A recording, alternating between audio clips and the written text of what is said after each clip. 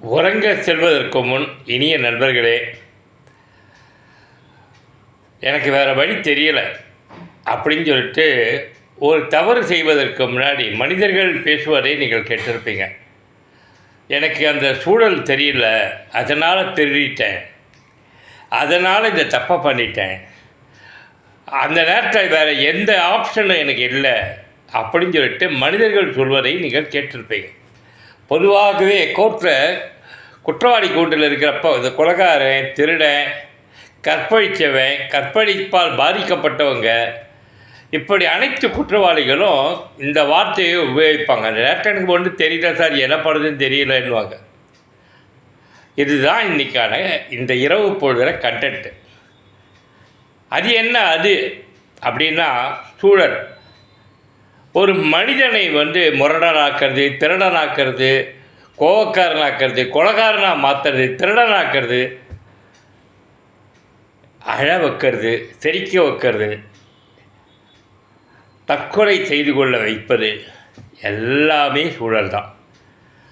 சூழலை பொறுத்து தான் மனிதனுடைய வாழ்க்கை. சரி, அந்த சூழலை உருவாக்குவது யார்? அடுத்த கேள்வி. காலம். காலம்தான் அது உருவாக்குது. அப்போது அந்த காலம் யார் மூலமாக வருது? விதியின் கைப்பாவையால் வருதா, இல்லை மனிதனுடைய ஆட்டிடியூடு மூலமாக வருதா? ஆட்டிடியூடுலாம் உங்களுக்கு தெரியாத ஒன்றும் இல்லை, அவனுடைய ஒழுக்கம், செயல், இவைகள் மூலமாக வருகிறதா?